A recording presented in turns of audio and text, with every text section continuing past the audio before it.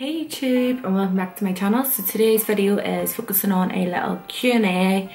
I asked you guys on Instagram to send in your questions through to Snapchat. It could have been makeup related, it could have been beauty related. Obviously beauty and makeup, same thing. But it could have been beauty related, it could have been personal, anything like that. So I did ask you and I have received a good amount of snaps from you, so I'm going to answer a good load of them. I'm not going to answer every single one of them because I have received a good amount and we'll be here for like ever. But anyway, by the time this video is already up, you have already seen this makeup tutorial, just in case anybody comments below asking to see a look. But I will leave a link down in the description below so you can go ahead and watch this makeup look. So yeah, without further ado, let's get stuck in. So the first question I received was from a girl called Lucy, and she just said, "Hi, I wanted to ask, what was the first step you took in your makeup journey to get to where you are today? I love your makeup, by the way, you're such an inspiration." Oh, thank you so much. So basically, it's sort of like a wee bit of a Debbie Downer how it all started, but it's obviously like made me the person that I am today. So it all started when my granny had passed away when I was in my mid-teens, and that's when I sort of fell into really deep depression. I never left the house, I didn't go to school, I didn't really want to sort of see the public eye, I wanted to be on my own. So one day it occurred to me, like every single time I sort of play it with makeup, and if I know I wasn't the greatest, but it sort of took my mind off how I was feeling, if I was feeling down or anything like that. Picking up a makeup brush and just playing really helped me stay motivated, and it took my mind off everything that I was feeling. So that's when I knew, I was like, oh, maybe this is what I need to do as a career, like this is what I have to do. So then it occurred to me, right, you know what, I'm going to do my first course. So my mummy and daddy paid for my first ever course with the Makeup Boudoir with Roisin Ireland and Kathy Carl. I did my first ever 6-week beginner course with them for that full year, like a full year after I did that course. Well, that year that I did the course, for the full year I just sort of focused on keeping it slow and slowly progressing and getting better. I wanted to just sort of let all the information that I learned from that course sink into my head before going ahead and doing another course. So then after that year had passed, I went and did another course with Minx Pro with Rachel Fern and Leanne Croissant. And then I went ahead and did another course with Kira Daly, and that was my Creative Advanced course. And then I have did like one-to-one makeup lessons with different makeup artists, and I feel as though every single bit of information that I have learned from other artists, I have put it into my wee own style of creating makeup. And I think that is how I did start my makeup journey, and I think that's where I am today, just learning things of different people and just practicing every single day to make sure that I get better. So another question from a girl called Dakota asking, who inspired you the most to start makeup and why? Well, first of all, no one really inspired me to get into makeup. Like the way there's so many young girls and boys out there now who sort of look up to all these beauty influencers and all these makeup artists around the world, and they're like, oh, I really want to do makeup because that person has obviously inspired them. With me, I never had a clue when I first started, so no one inspired me. I inspired myself to go ahead and make my life better instead of lying up the stairs and moping over my granny.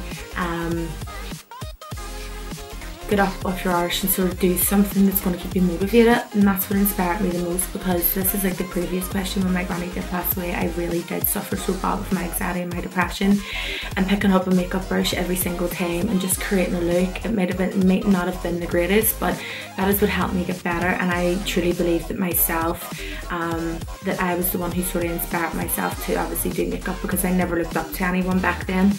But I do look up to so many different artists now. I look up to the likes of Kevin O'Quan because he was such an amazing, talented makeup artist. I look up to so many YouTubers. And now I know the meaning of makeup because I have been in the industry for a good lot of years now. So I do have more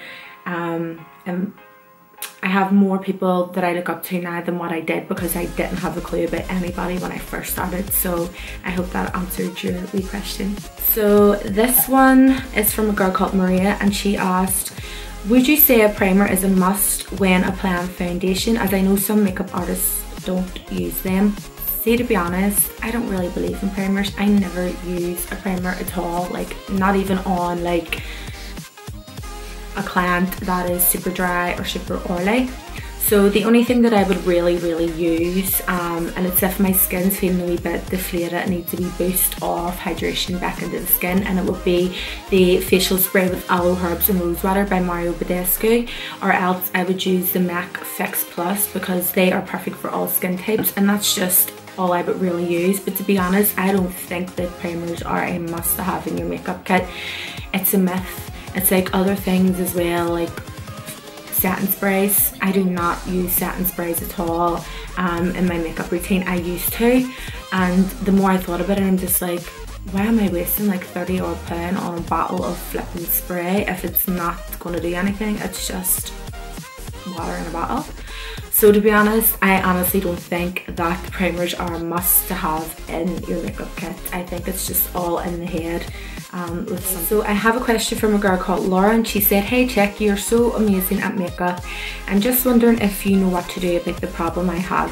I have really bad skin, like bumps and large pores, etc. So ugly. Do you know any tips that I can do to make my makeup less caked and horrible looking with these problems?"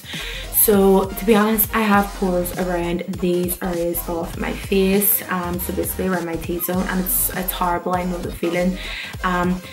Today I tried out the Fit Me Matte and Poreless foundation, and I also went over the top with the Maybelline Matte and Poreless powder, and this has really minimized my pores, something shocking. I'm not even joking. My skin looks absolutely airbrushed, and I'm sure you can tell by the camera it looks absolutely airbrushed. I think this is like my new go-to like foundation / powder routine. So I think you should try the foundation, the Matte and Poreless foundation, and also try this powder as well.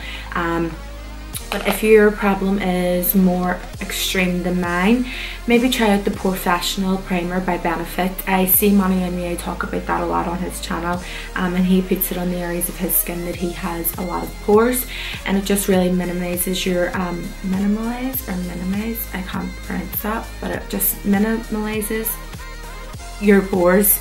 So try that out and let me know in the comments below if it worked out for you. And I hope it does, because there's nothing worse than having really bad pores. I hate it sometimes, but that foundation and that powder really helped me. But try out that Professional Primer before applying your foundation and your satin powders, etc. And let me know definitely in the comments below if that helped you out. So I got a wee question from one of my wee followers called Cricky. He just asked, what is your favourite products to use on a client with dry skin? So I would always stay away from powders, and I would always stay away from matte products with a client that has dry skin. So this goes for clients that are a wee bit more mature as well. I would always stick to using cream products. I would stick to using cream foundation, cream concealer, cream bronzer, cream highlighter, all that jazz. And I know it seems like, oh my god, this is just a whole greasy mess, like what the fuck, does she not set that? But I do. I always just go in with a slight bit of satin powder underneath the areas of the face that I know that the client is going to crease throughout the day, so the under eyes, around the T-zone, etc. But I never ever use a matte foundation or like a powder products on a client, because it just makes them look more dry and more flaky looking. This goes for the more older mature clients as well. So definitely I would always use cream products when it comes to a client with dry skin. So another question I got from is, what's the best eyeshadow brushes? So this is from a girl called Aoife. So my favorite brushes of all time have to be either Zoeva or Ghirardelli. There is no doubt about it. I have used a few Morphe brushes and stuff. They're okay, but I always seem to go back to Zoeva and Ghirardelli.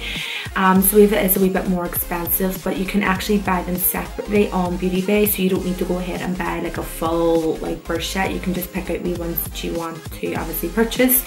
As for Ghirardelli, she has different collections to choose from, so if you're looking the best eyeshadow blending brushes from Kira's range, I highly recommend her Phoenix collection. I've got a question from a girl called Caitlin asking, how do you match foundation to a person's skin tone?